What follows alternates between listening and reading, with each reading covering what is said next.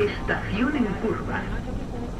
Al salir, tengan cuidado para no introducir el pie entre coche y andén.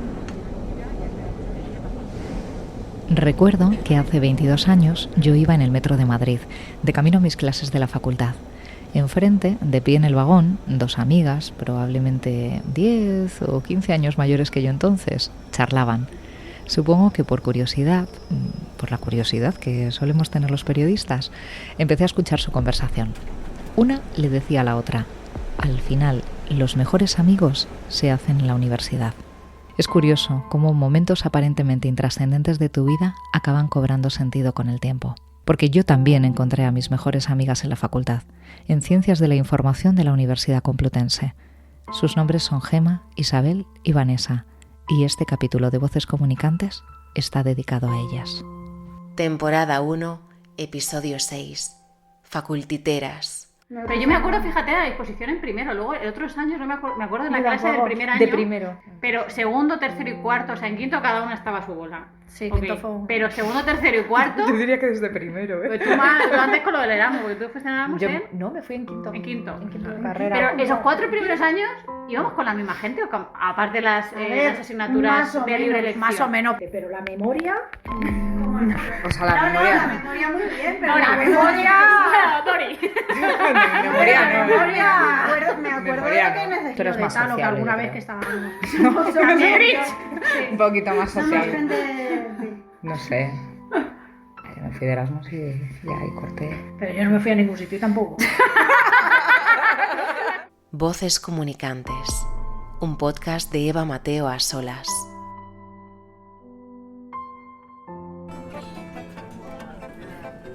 Oh Lisboa do Nairós, que fizeste a moraria, que anda triste e desgostosa, a soluçar noite e dia.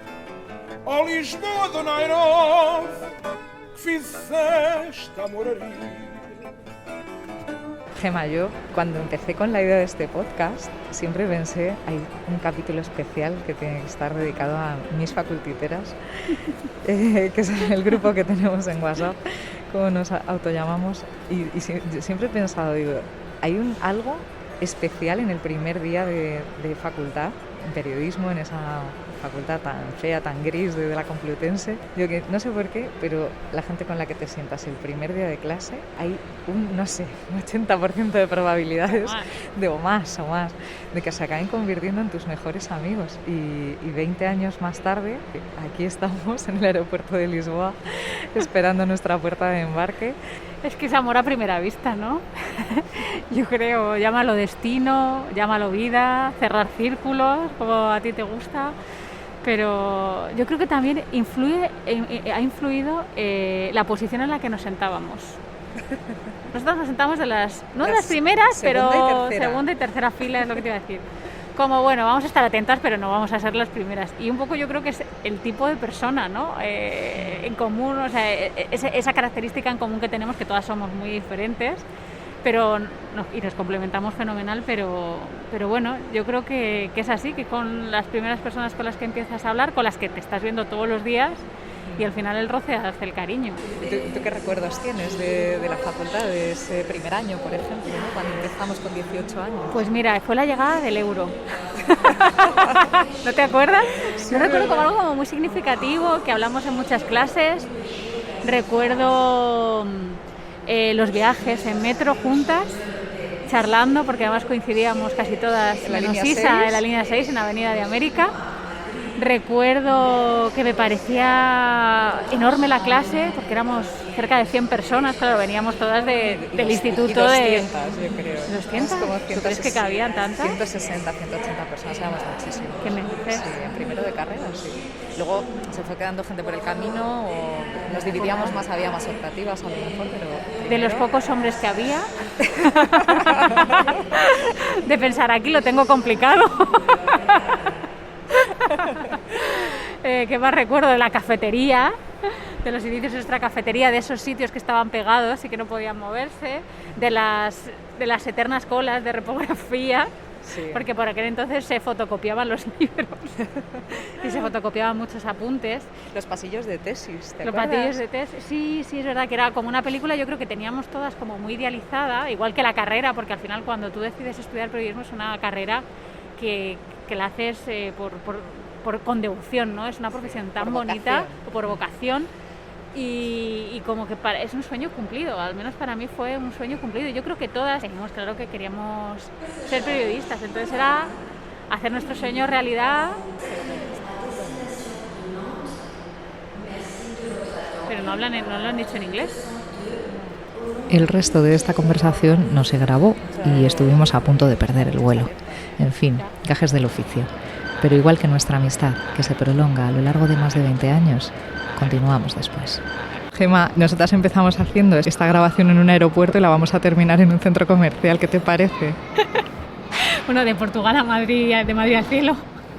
Algo así, bueno, ¿no? Afortunadamente no perdimos el vuelo, con eso yo creo que nos damos más que satisfechas. También tenemos una compañía, además, hemos ganado a Isa. Habéis ganado. Gemma, yo trataba de recordar todo lo que me contaste y me contaste muchísimas cosas. Algunas de ellas tenían que ver con el recuerdo que tenemos de la facultad, ¿no? Sí.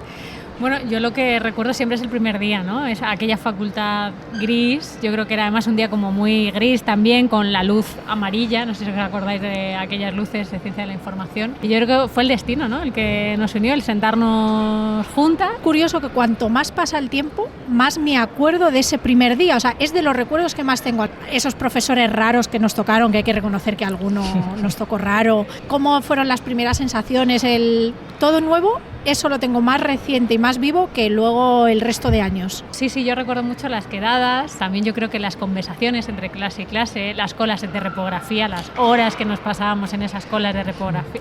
Los menús insufribles de la facultad cuando teníamos que comer allí, porque echabas el día, te ibas por la mañana y con estos horarios que teníamos volvías a las 7 de la tarde, que entrabas de día y salías de noche, con esas tutorías a las 8 y 8 de algún profesor que nos citaba. Sí. Bueno, y las sillas pegadas de la cafetería. También. Que no teníamos que ser pares. Sí. Pares. Y recordáis la ilusión con la que entramos, ¿no? Y la vocación, porque yo creo que todas veníamos con vocación, ¿no? A ver, yo creo que teníamos todas una ilusión enorme. Yo desde que tengo uso de razón, creo que desde los 5 o 6 años que una profesora me dijo escribes fenomenal, tienes que ser periodista, yo creo que desde esa edad quise ser periodista. Entonces el poder entrar a la facultad, el sufrimiento, ¿no? Con la nota, porque la nota era relativamente alta. Y perdón, sí.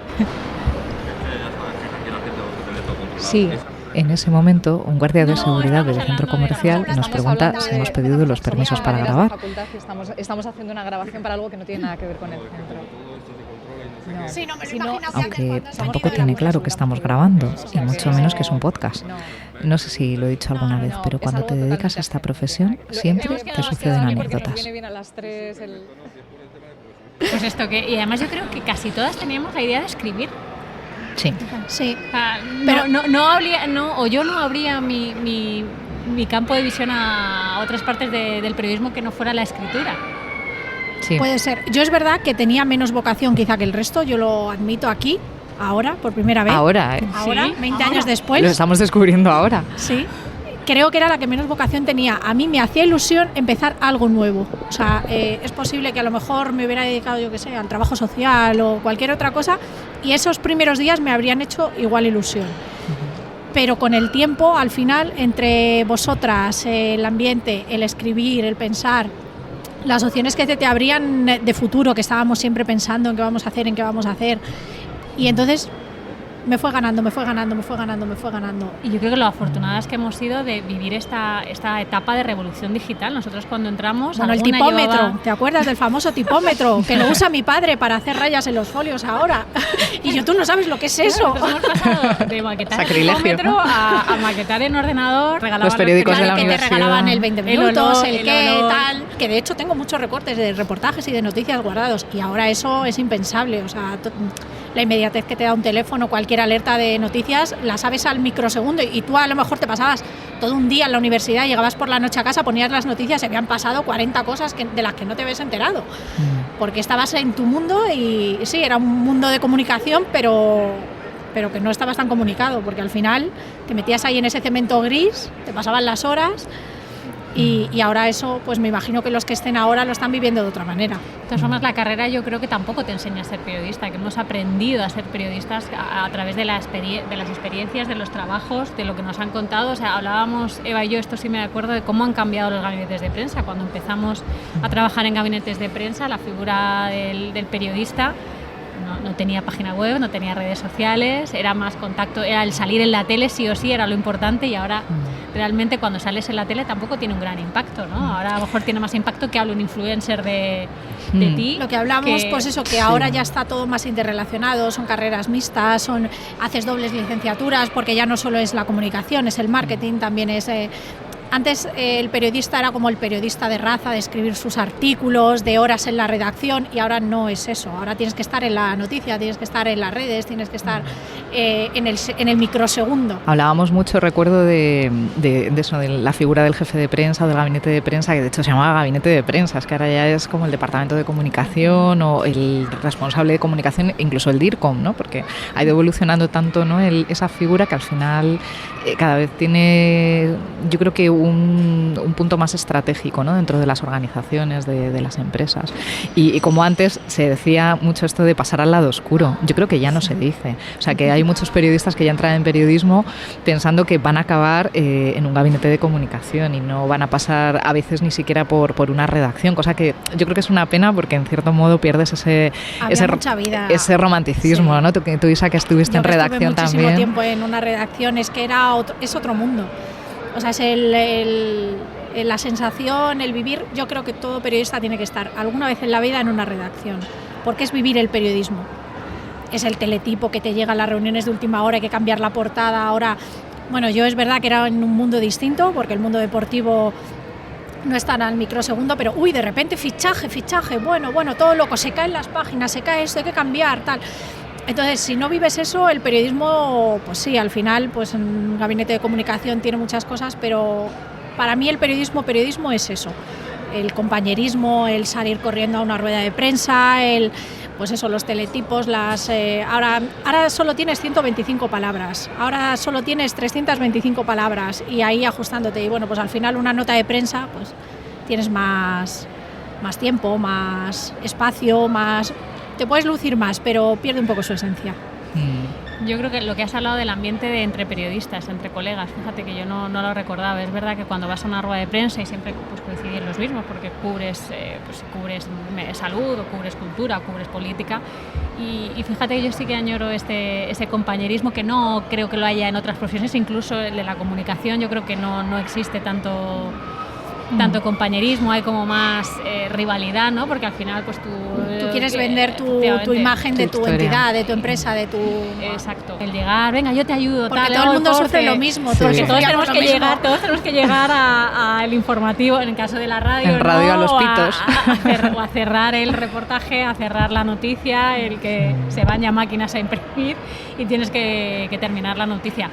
Yo he hecho mucho de menos lo que tú dices, ¿no? La inmediatez, el que tú te enteras primero la noticia, el que vas allí, el que lo cuentas, el directo, por ejemplo, de la radio, ¿no? Que yo creo que es comparable la energía, la adrenalina, con un artista, ¿no? Que sube a un escenario, a un concierto y habla para pues yo recuerdo esa adrenalina que te fluye por las venas en el directo. Para mí es que además es adictivo, o sea, lo haces con tanto gusto, pero claro, luego dices, también tengo vida.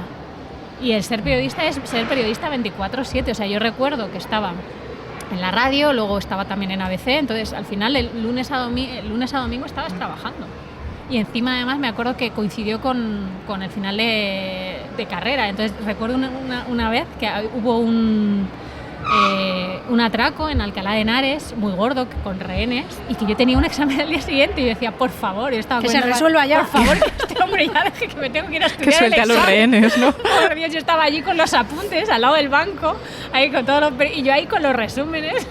Por eso dicen que es una forma de vida, ¿no? Hace poco veía una entrevista con Rosa María Calaf, ¿no? Que se ha dedicado toda su vida tanto a viajar como a hacer reporterismo, viniendo ella no de la Facultad de Periodismo, porque hizo Derecho previamente, yo no lo sabía. Y sí, es como una manera de ver la vida, pero claro, que al final te absorbe y... Sobre todo yo creo que también que no se ve recompensado en tema económico, ¿no? Que estoy trabajando tantas horas y al final a lo mejor no llegas. Son muy pocos mes, los ¿no? que consiguen destacar. Horarios malos, claro. por ejemplo, en el caso de radios. Y dices, hombre, también mi vida vale un poquito, ¿no? Entonces... Yo respecto a los horarios me acuerdo perfectamente el día que dejé el diario AS, después de 7 años. Coincidió con unas navidades, hicieron una fiesta y recuerdo que cuando llegué, porque me acababa de ir y querían que fuéramos, y al entrar todo el mundo me decía, no puede ser, estás sonriendo, o sea, eres otra persona. ¿Cómo se nota que trabajas de lunes a viernes? Que tienes un horario de persona normal. Se nota que todos los que os habéis pasado a la comunicación os ha cambiado la vida. O sea, no tenéis esta cara de estresados, de estar 24/7 pendientes, de cierres a las 2 de la mañana. Y me hizo mucha gracia porque es verdad, porque nos mirábamos y era verdad. Ellos estaban al final estabas cansado porque ya empezabas a tener una edad. Se te hacía un poco perdías un poco la ilusión porque querías también desarrollar otras facetas y al final necesitas tiempo, porque es verdad que eres feliz, pero hay algunos momentos en que ya el cansancio se notaba, en que necesitabas algo más calmado y bueno, pues ves que hay más opciones para seguir comunicando y seguir transmitiendo. Que comunicar tampoco es tan calmado, ¿eh? Porque lo que hablábamos antes, de que va a parecer que estamos de vacaciones, ¿no? Pero claro, bueno, pero las redes sociales, los eventos, o sea que también... Y la responsabilidad, ¿eh? La responsabilidad también, bueno, yo creo que en ambos lados, porque en el lado del periodismo tienes una responsabilidad frente a la sociedad, ¿no? Porque tú estás informando de cosas que de otra manera quizá no se conocerían, con un determinado ángulo, que al final es lo que le pone también el periodista o el medio de comunicación, dependiendo, ¿no?, de la vertiente en la que se encuentre, y luego en el lado de la comunicación porque tienes esa responsabilidad de llevar más lejos el mensaje de tu organismo, de tu empresa, o sea que veo responsabilidad en ambos lados. Pero también ahora somos más, tenemos más experiencia, los años, somos más maduras, gestionas las cosas de otra manera. Quizá a lo mejor si en comunicación hubiera empezado con 18 años no hubiera sido capaz de llevarlo, porque lo que dices no es que sea más fácil hacer comunicación y estemos de vacaciones, no, es que requiere a lo mejor otros compromisos y otra madurez que ahora tenemos y antes no teníamos. Bueno, y que también has estado al otro lado, entonces sabes cómo funciona la cabeza del periodista, cómo es su situación, se lo intentas poner fácil.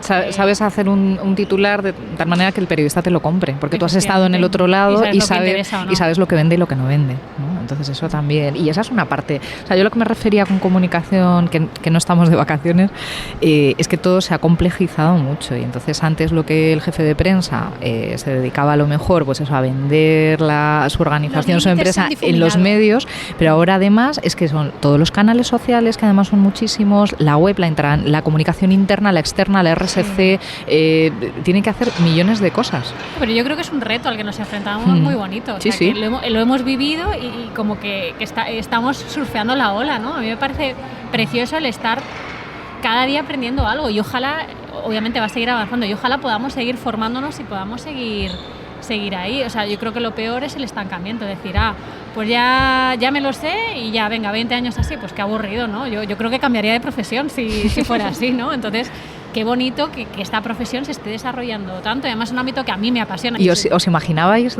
claro, habéis pasado por radio, tú Isa, por el periodismo deportivo, ¿os imaginabais de verdad que ibais a acabar en, no sé, el tipo de organización que estáis ahora haciendo comunicación? No sabía dónde iba a acabar, porque previsiblemente iba a acabar en el paro, como acababan todos los periodistas en aquel momento. Es lo que nos decían. Claro, y es lo que te decían, periodismo, pero si eso hay muchísimos parados, periodismo, era como un terror y tú ya estabas... Pero la verdad es que no, porque cuando empecé a trabajar en el periódico, a mí lo que me gusta es el periodismo.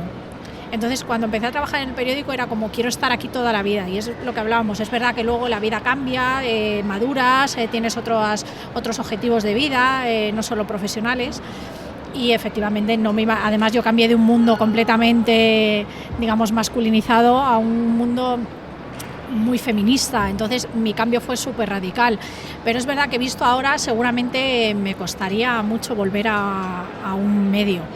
Me gusta lo que hablamos de la interrelación que da la comunicación. Al final estás en muchas cosas, ya no solo es pues eso, redactar una noticia, no sé cuándo, tienes 3 columnas, un titular y tu foto y ya está, no. Al final haces muchas cosas, comunicas con los periodistas, la organización interno, externo, redes sociales. Al final me aporta mucho más la comunicación porque me aporta el seguir creciendo, el seguir adquiriendo conocimientos que a lo mejor en una redacción al final, no sé, yo creo que que no me lo imaginaba, pero que ahora no lo cambiaba, seguro. ¿Y tú, Gemma? Yo es que cuando entré en la carrera tenía tan claro que quería escribir en un periódico y de repente el primer año escuché alguna publicidad de Radio Complu y dije, pues venga, pues yo iba dispuesta a todo, por todas. Y dije, venga, pues empecé haciendo como guiones y recuerdo como que la persona que iba a presentar no pudo llegar y me dijo el director de la emisora, ¿te atreves? ¿Lo haces tú? Y dije, vale. Hice el programa y me encantó tanto. Salí con un subidón de adrenalina y me dijo el director, tú esto lo has hecho ya muchas veces, ¿no? Y dije, no, es la primera vez que me pongo ante un micrófono. Entonces desde ese momento me enamoré de la radio y dejé un poco quizá al lado el escribir más para periódicos y me centré más en el medio audiovisual. Y entonces ahí ya mis esquemas cambiaron, también iba muy, aunque quería escribir porque era lo que conocía, pero iba como muy abierta de mente, ¿no? Y fíjate, pues al final acabé también escribiendo en periódicos, siendo corresponsal para ABC y tal. Yo la verdad no me esperaba nada, pero tampoco iba con ninguna idea, era como que el mundo te sorprenda, ¿no? Es verdad que después de estar años en medios de comunicación y de cubrir cosas, como por ejemplo lo del 11M, a mí cubrirlo como corresponsal de ABC a mí me impactó mucho y aprendí muchísimo, porque al final de una gran catástrofe, esto yo creo que lo comentamos, ¿no? Que cuando estás cubriéndolo, estás concentrada en cómo lo quieres cubrir, además en un tema tan emocional, ¿no? Que yo creo que empecé a llorar 2 meses después del evento. A mí me entró el bajón como después, cuando ya me olvidé de lo que había ocurrido, ¿no? Y lo de comunicación fue, yo creo que también casual. Vi una oferta para una ONG y dije, bueno, una ONG, ¿por qué no? Ya estoy un poco harta de estar en 3.000 medios, veo que cada vez la profesión es más precaria, que cada vez piden más cosas y bueno, pues me aceptaron y de ahí pues yo creo que, claro, ya te metes en comunicación y ya no lo dejas, ¿no? Porque ves que pues los horarios son mejores, los salarios son más acordes y sobre todo entramos en comunicación en un ámbito, en un momento de desarrollo, ¿no? Entonces, como que ahí, por la parte digital sobre todo, me enganchó mucho. Siempre he echado de menos la radio. A mí me dices, si quieres volver en un horario digno y un salario digno, yo obviamente sí volvería a la radio, de todas. Hicimos el mismo camino con una única diferencia, y es que yo sí que no iba dispuesta a que el mundo me sorprendiera. Yo quería escribir sí o sí y yo me imaginaba en una redacción de periódico con los cierres, o sea, yo tenía ese concepto como antiguo, quizá un romántico del periodismo, y además curiosamente porque en realidad la idea de ser periodista me la dio una profesora. O sea, porque sí, o sea, me dijo cuando era, no sé, tendría como 11 años, en clase de lengua y literatura y tal, siempre me decía, escribes muy bien, deberías ser periodista. Y yo, que quería ser escritora, siempre cuento, digo, ahí acabó mi corta carrera como escritora, porque ese fue el momento en el que pues dije, pues mira, periodista, pues también puede ser, ¿no? Y ya desde entonces se me metió en la idea en la cabeza, y claro, como en realidad para mí periodismo tenía que ser inevitablemente ligado a escribir, pues claro, tenía que ser un periódico. Y me pasó exactamente lo mismo que a ti, Gemma. El primer día de facultad vimos la publicidad esta de Radio Complutense, muy bien, la verdad que lo hacen muy bien a nivel de marketing, y ahí acabamos. Y a mí ahí me sorprendió la radio. Y pienso exactamente lo mismo, o sea, la vida, o sea, a mí me ha hecho sufrir mucho y al mismo tiempo me ha dado grandes satisfacciones, y probablemente los días más divertidos de trabajo de mi vida, o sea, y algunos de los mejores compañeros. ¿Tú lo considerabas trabajo? No. Es que yo tampoco, o sea, yo era... Es que en la redacción pasaba lo mismo, al final pasabas tantas horas. Te estaba deseando llegar, ponerme delante de un micro, y yo me acuerdo que tenía porque haciendo prácticas, hemos hecho prácticas desde el primer año prácticamente, un tutor que me daba mucha caña, y yo decía, a ver, porque esto que te dejaba ante el peligro y se iba, ¿no? Y estabas en directo, ¿no? Y decía, de estas cosas estoy aprendiendo, pero estaba deseando que me desafiara para ver hasta dónde podías llegar, ¿no? Y eso es muy chulo. Sí. Todos los días, además que todos los días, en todo en la vida, ¿no? Pero en la radio cada día aprendes. porque nunca lo haces perfecto, siempre lo puedes hacer mejor. A mí me parece también que es un medio que luego aplicado a otras cosas, o sea, puedes sacar muchos aprendizajes que te sirven para, por ejemplo, la comunicación. O sea, ¿cuántas veces no te toca, trabajando en comunicación, presentar algún evento? Porque, bueno, claro, como eres la de comunicación, pues bueno, pues mejor tú que nadie, ¿no? Y entonces pues te da tablas para poder improvisar, para hacer un guión, sintetizar, por ejemplo, eso te lo dan todos los medios, ¿no? El poder sintetizar en lugar de alargarte, o alargarte cuando sí lo necesitas. Las fuentes de información, saber detectar qué es lo importante y qué es absolutamente intrascendente, o qué hay que mencionar, pero es un apoyo de contenido, pero en realidad no es lo importante, ¿no? La pirámide, ¿no? de la información. Y esto no lo aprendes en la carrera. Por eso te decía que creo que es fundamental el haber estado, que cuando sales de la facultad o durante la facultad en prácticas estés en un medio, en una radio, en un periódico, que vivas el día a día, que valores eso, porque luego es que eso lo puedes aplicar en un montón de cosas. Pero incluso en prácticas, porque a la facultad puedes hacer prácticas. Sí, por eso, que incluso durante la facultad empezar en los medios. Y además que al las final, prácticas no son prácticas, sino que haces de profesional. O sea, porque sí. ¿qué prácticas habéis estado que os hayan tratado como persona de práctica? ¿Que hubieras estado haciendo fotocopias? Pues nunca. Pues nunca, sí. Y además yo me acuerdo que te exigían, ¿pero cómo has escrito esto? Claro, me lo tienes que corregir, ¿no? No se va a publicar. O sí, o se publica. O se publica sin que lo revises. La figura del corrector famoso, mira, sí. Yo estuve una temporada. Visto ya con 20 años, 22 años 22. Ya. No sé qué otros recuerdos, ¿no? Guardéis de la facultad o de la gente. Yo siempre pienso, cuando veo a gente de la facultad que de repente, ¿no?, los ves presentando un programa en la tele, o los ves firmando una columna, o los ves por ahí en otro, no sé, te los encuentras en una rueda de prensa, pero es que la dan ellos porque son los organizadores. No sé, me da una satisfacción también el pensar que, a pesar de que nos decían que esto era una fábrica de parados, pero hubo gente que subimos a encontrar nuestro camino, ¿no? Vivimos con un buen momento y yo creo que ese compañerismo del que hablaba antes en tema de prensa, yo creo que lo tenemos en la facultad. Yo cuando veo lo que tú dices, a alguien que ha triunfado, digo, qué bien, está en mi promoción. Te sientes como orgullo y dices, yo estoy viendo la tele y sale alguien, mira, ese iba conmigo a la carrera. Y me dicen, bueno, ¿y qué? Digo, bueno, ¿cómo que qué? Que iba conmigo a la carrera y está ahí. O sea, es orgullo, es que triunfamos todos, claro. Por eso, porque nos lo pintaron tan mal que el ver que triunfas y al final, pues eso, son muchas horas, haces muchos amigos que a lo mejor llevas sin verlos 20 años. Pero que tú los ves y te conocen y ellos se acuerdan de ti y sabes esos momentos que pasaste y te ilusionas por ellos. En otra profesión seguramente habría envidias, pues mira, dirige esta empresa y yo estoy aquí solo soy responsable de departamento de yo qué sé. Pero nosotros no es eso, es la ilusión compartida de que vais a ir al paro y no, estamos aquí, estamos sobreviviendo. Habrá quien sí, que desgraciadamente haya tenido que tomar otros caminos o que lo haya elegido, pero es como un orgullo de todos. O sea, yo veo a alguien que triunfa y que compartía conmigo asiento y decía, mira, con esa persona fui a redacción periodística 4 y ahora está ahí. Yo lo recuerdo con cariño. Yo lo he gozado mucho, o sea, no he ido mucho a la facultad, sobre todo en los últimos años, por las prácticas, pero lo recuerdo como muchas risas.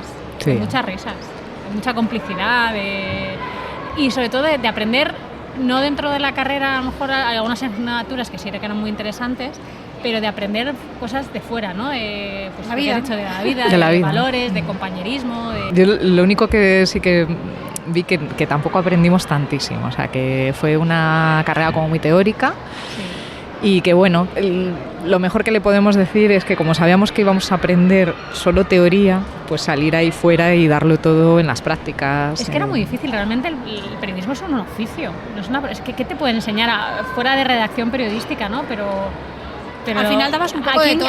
¿Cómo puedes enseñar a comunicar? ¿Cómo puedes enseñar a escribir bien? Eso lo tienes, esos son dones que se tienen o no se tienen. Luego obviamente lo puedes trabajar.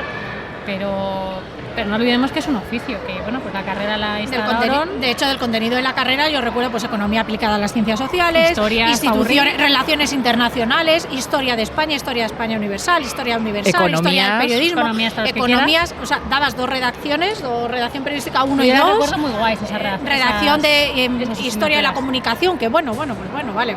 Imagen, vale, bueno. Todos suspendidos. Todos suspendidos, porque si te gustaba Velázquez eras un paleto visual, como todas sabemos. Pero, claro, yo no recuerdo haber aprendido gran cosa de conocimientos en la universidad. Sin embargo, recordamos que la carrera fue estupenda, que lo pasamos genial y que hicimos pero recuerdas eso, lo bien que nos lo pasamos, las amistades que hemos hecho, las experiencias que hemos vivido. Me acordé mucho de vosotras cuando hicieron el 50 aniversario de la facultad, que ha cumplido ahora 50 años. Visto con perspectiva y visto 20 años después, fue una época estupenda. A mí me emociona. Yo fui hace 3 años a una cosa de mi entidad y ¡buah! Fue como, no sé, un subidón. Yo volví ver también. Ver a alguien que te guste, que te siga gustando, ¿no? Sí. Que le ves después de tanto tiempo y dices, ¡ay! Sigo enamorada y fíjate que es fea. Sí, la verdad es que sí. Mucho premio de arquitectura, pero es la facultad más Sí, fea es de muy toda triste. la Complutense. Pero oye, yo sabía, porque me pasaba como a Isa, que cada vez que ves algo como que te enorgulleces y tal, pero el estar ahí y ver a todos los chavales y sentirte como uno de ellos, yo pensando, me verán como una superabuela, ¿no? Pero llegar allí y decir, madre mía, o sea, no sé, es como... Para ti no ha como si cambiado, hubiera pasado seguramente, el tiempo, claro. exacto. Al principio del episodio os decía que mis mejores amigas de la facultad son Vanessa, Gema e Isabel. Ya solo os falta conocer a Vanessa. Recuerdo entrar al edificio que era bastante impactante y luego ya sí que llegábamos a nuestra aula, que era la 501 o algo así. Cogimos sitio en una no en la primera fila, pero sí en las filas de delante a empezar. Claro, las dos preguntas inevitables son ¿qué recuerdas del primer día de facultad? Y un poco charlar pues eso con el que tenías delante, el que tenías al lado, detrás. Al final ese... Y era el un poco porqué núcleo, de porque elegir la carrera de periodismo. en clase no, yo no tenía una vocación clara. Yo no recuerdo qué contestaba cuando te preguntan eso de pequeño, ¿no? ¿Qué quieres ser de mayor? Pero vamos, segurísimo que yo nunca he contestado quiero ser periodista, porque no era así, ¿no? Sí que es verdad que en mi casa he escuchado siempre radios, se oían los informativos, pero no era eso mi vocación. Yo en los últimos años de instituto lo que pensaba era en historia del arte, que me gustaba mucho el arte.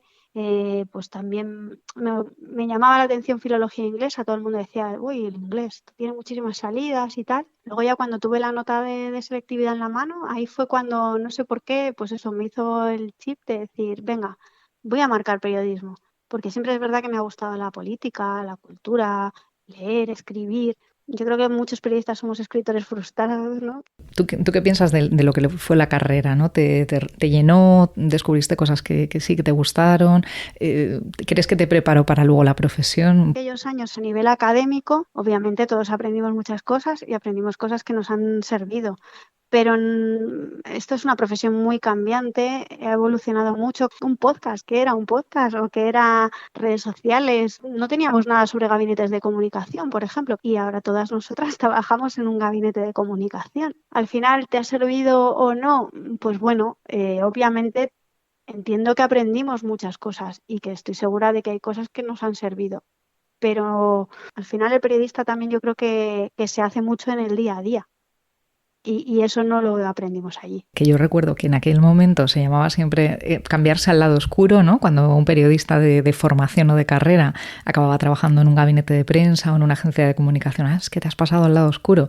Y a día de hoy a mí me resultaría difícil que alguien dijera eso porque es una de las grandes salidas y de hecho ha evolucionado tantísimo la comunicación que puede ser una profesión tan completa que la de un periodista de redacción, ¿no? Entiendo que el periodismo siempre tiene ese halo ahí de romanticismo, ¿no? El que busca la noticia. Parece que trabajar en un gabinete de comunicación es un poco como ser un vendido porque tú vas a hablar de tu institución o de tu entidad o de tu empresa o de tu marca y siempre como que vas a hablar bien y como si perdiera ese punto reivindicativo o crítico del periodismo. Pero evidentemente es una profesión, vamos, tan válida y tan necesaria como las demás. Precisamente tú trabajas en gabinete de prensa. Cuenta un poco cómo es tu día a día, qué cosas te dedicas, qué cosas has aprendido, ¿no? durante todos estos años. Todo lo que haces comunica. A mí a veces eso me cuesta porque yo trabajo rodeada de ingenieros, entonces ellos viven en un mundo más matemático, más técnico, más de la precisión, de la exactitud, ¿no? Y claro, tú vienes y les explicas conceptos de la comunicación y la imagen corporativa y todo esto y dicen, ¿y yo para qué? ¿Y yo por qué tengo que hacer eso? Si yo ya investigo y yo hago mis proyectos, yo consigo que con esto haya avances en la sociedad. Sí, pero se lo tienes que contar a la gente. Si tú no se lo cuentas a los demás, tú puedes hacer una cosa maravillosa, pero si no llega, que en el día a día, pues nosotros nos dedicamos a ser un intermediario entre lo que es la universidad y la sociedad. Entonces, servimos como referente de pues cuando hay algún avance científico, en nuestro caso en el ámbito aeroespacial, o cuando pues hay cualquier problema o necesidad de un experto que pueda explicar por qué ha pasado cierta cosa, desgraciadamente cuando alguna vez ocurre algún tipo de accidente o incidente en una aeronave, pues cómo funciona un avión, por qué vuela, ¿no? Eso que parece como tan mágico, para qué sirve que enviemos al espacio satélites. Entonces, estamos ahí para atender a los medios, para ser el intermediario, realmente, para poder poner en contacto a los que tienen el conocimiento, que son los ingenieros, los expertos, con los medios de comunicación, que son al final los que van a transmitir esos conocimientos a la población general, a la sociedad. Notas de prensa, entrevistas, llamadas, mails. Seguramente que también mucho de traducir, ¿no? El lenguaje técnico al lenguaje humano de la persona de la calle o del periodista, ¿no? Les tienes que explicar pues que hay que contar las cosas como se lo contarían a alguien, pues eso, que no sabe nada del tema, como se lo explicarían a su hijo, a su abuela, a cualquier persona, pues eso, no experta. Al final hay cuestiones que son muy técnicas y que por mucho que tú quieras no las vas a poder explicar en un lenguaje llano, pero hay otras muchas cosas que, bueno, a base de ejemplos, a base de intentar interiorizar todo eso y masticarlo y sacarlo de otra manera, pues al final sí consiguen llevarlo a un idioma, por decirlo de alguna manera, que pueda entender cualquiera. El ámbito al que tú te dedicas, ¿no? El aeroespacial, tiene un atractivo, ¿no? Indudable. Me gustaría que me contaras un poquito, ¿no? Algunas cosas chulas que habéis podido comunicar, ¿no? Desde la universidad. Para nosotros, a ver, lo más importante es lo más reciente también, así, es el lanzamiento del satélite UPMSat-2 al espacio. La verdad que enviar un satélite al espacio es difícil y cuesta dinero, pero cuando además el satélite lo has creado, lo has diseñado en tu propia universidad, parte de cero y además le das una doble función. Por un lado, es una plataforma de demostración tecnológica en órbita, lo que quiere decir que lleva tecnología que hay empresas españolas que quieren probar cómo funciona eso cuando no hay gravedad. Y por otro lado, pues tienes también una plataforma de enseñanza. Sirve como herramienta educativa a los estudiantes porque los estudiantes se implican junto con los investigadores para desarrollar el satélite y conocen de primera mano problemas reales de la industria. ¿Qué pasa si los costes, una pieza, si ahora esto falla? Y luego lo que implica un lanzamiento al espacio, que en este caso se ha tenido que retrasar varias veces por cuestiones climatológicas, la pandemia que les ha pillado por medio. Entonces, bueno, ha sido una experiencia muy curiosa, la verdad, vivir la cuenta atrás de un lanzamiento, aunque no la hayas vivido físicamente en el lugar del lanzamiento, porque allí viaja muy poca gente y en este caso, además, por motivo de la pandemia, los investigadores tuvieron que volver de Kourou, de la Guayana Francesa, de la base de lanzamiento, se tuvieron que volver porque llegó la pandemia. Poder vivir esa cuenta atrás, aunque sea online, la verdad que ha sido una cosa espectacular. Y saber que formas parte de ello de una u otra forma, ¿verdad? Claro, sí. Nosotros al fin y al cabo hemos intentado hacerlo ver a la gente, ¿no? Comunicárselo, que sepan que eso existe, que eso está ahí. Luego, pues aprendes cosas curiosas, ¿no? Por ejemplo, el tema de la basura espacial y demás, pues tú no eres consciente de que ahora que el satélite sí que continúa en órbita, lleva 2 años en órbita, pues tiene avisos prácticamente semanales de riesgo de colisión, ¿no? Y tú piensas, ¿cuándo choca la basura? Tampoco eso pasa nunca, ¿no? Y sí, o sea, tienen alertas semanales que normalmente pues las hay más peligrosas y menos y de momento no ha pasado nada muy grave, pero sí, eso existe y eso ocurre en el espacio, aunque nosotros no nos demos cuenta. Todo lo que no somos conscientes que haya llegado a nosotros y que ha permitido que evolucionemos como sociedad y tal, y que todo viene de cosas que se han probado en el espacio. O sea, primero todo eso fueron cosas que se hicieron para el espacio, los microchips, los ordenadores pequeñitos, el GPS. Tú si te apagan todos los satélites te has quedado sin GPS. ¿Y a quién le dices tú ahora que pueda vivir sin un GPS? El material de una vitrocerámica, todo ese tipo de materiales compuestos, un montón de cosas que se han investigado por temas espaciales, porque al final todo lo espacial tiene que ser de menor coste, de menor de menor tamaño y menor peso, porque cualquier kilo que tú subes ahí es combustible, y el combustible es dinero. Entonces, al final, todo eso, como todos esos avances que tiene la sociedad ahora, se deben a la carrera espacial. El velcro de los trajes espaciales, hay un montón de cosas que tú no eres consciente de que eso se debe a todo lo que es investigación espacial. Desde aquí, desde la Tierra, con todos los años que llevas ya trabajando en este ámbito, ¿cómo ves la comunicación científica? ¿Crees que se le va haciendo cada vez más hueco? ¿Sigue siendo algo que nos resulta ajeno o difícil de comprender? ¿Tú crees que ha evolucionado un poquito esa comunicación, esa información científica en España? Yo creo que sí ha evolucionado. Creo que cada vez hay más comunicación científica, que hay medios, hay agencias, la agencia SYNC de noticias, por ejemplo, que lo están haciendo muy bien. Pero es verdad que lo que decíamos son conceptos complejos y al final no es fácil llegar a la gente. Sí que cada vez hay más, cada vez se hace mejor y creo que en eso el tema de la pandemia ha venido a ayudar, a poner al papel de los científicos muy en el centro, muy el foco. También está el tema de la sostenibilidad que ahora nos rodea por todas partes y todos tenemos que hacer todo más sostenible. Entonces, todo el tema de la aeronáutica, conseguir que los motores pues emitan menos contaminantes y demás, también es algo que está sobre la mesa y de eso entiendo que vamos a oír hablar mucho. Pues ahora, por ejemplo, el foco está muy puesto en conseguir aeronaves que contaminen menos y que hagan todo mucho mejor. También es muy interesante todo lo que dices porque es como que los grandes temas que están ahí presentes a nivel mundial, ni siquiera a nivel de España, ¿no? Como son el cambio climático, todo el tema de sostenibilidad, incluso el tema de las mujeres, que no lo hemos tocado, pero creo que también el mundo de la ingeniería también se ha visto muy, muy permeado, ¿no? por cuestiones de género.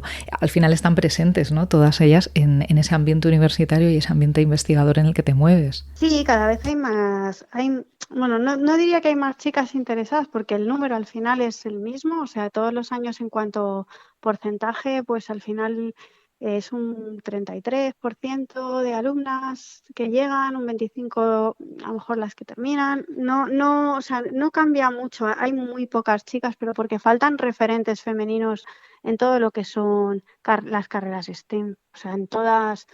Yo creo que les falta ese referente. Al final, si tú no te ves reflejado, si tú a un niño le dices dibuja a un ingeniero o dibuja a un científico, normalmente va a dibujar un hombre, no van a dibujar una chica. Es como que no está el referente. Entonces, mientras no consigamos que haya referentes, creo que va a ser difícil cambiar la tendencia. Una labor importante también, ¿no? Donde la comunicación también puede influir. Que las mujeres se vean más porque hay mujeres involucradas en los proyectos, pero muchas veces no son el investigador principal del proyecto. Eso también es algo que hay ciertos medios que están intentando mover, que cuando aparezca un experto, intentemos también que se vea a las mujeres. Cuando a mí me piden que hable un catedrático, tengo más catedráticos que catedráticas, aunque las hay y muy buenas.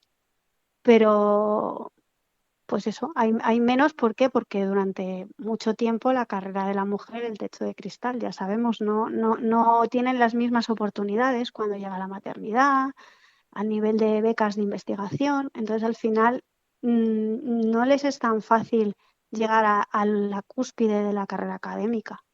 Y eso se nota luego, pues eso, mismamente cuando un experto habla en televisión, porque al final quien habla suele ser un hombre.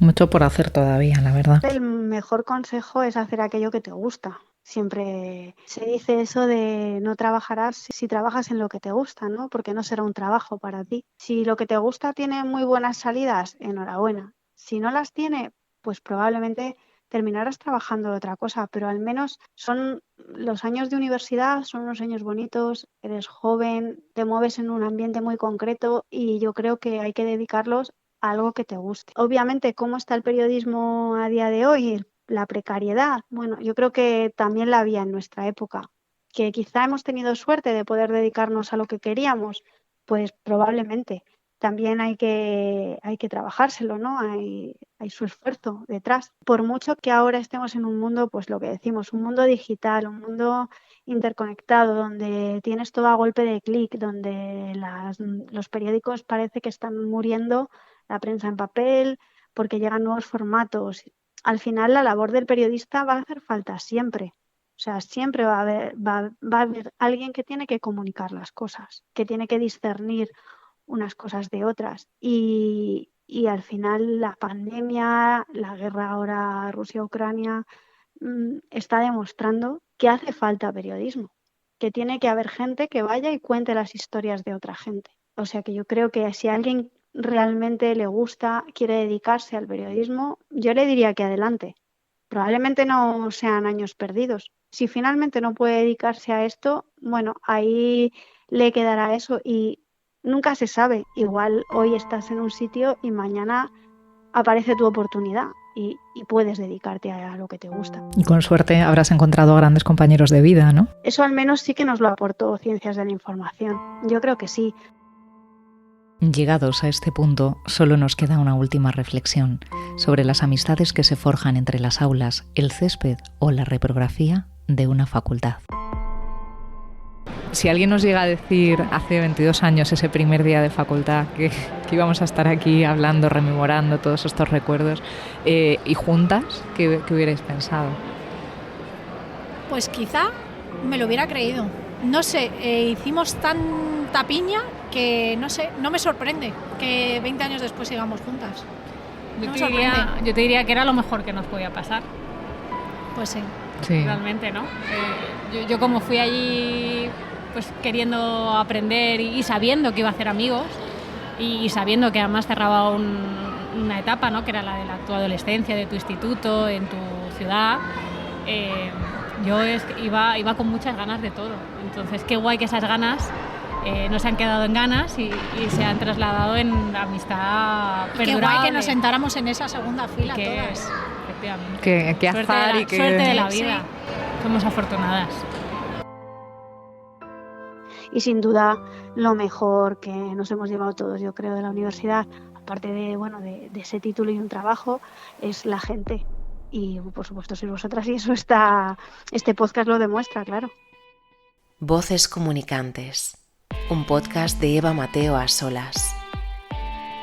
Voces Comunicantes es un proyecto personal que trata de llevar a tus oídos las historias de héroes cotidianos que han hecho de la comunicación su forma de vida.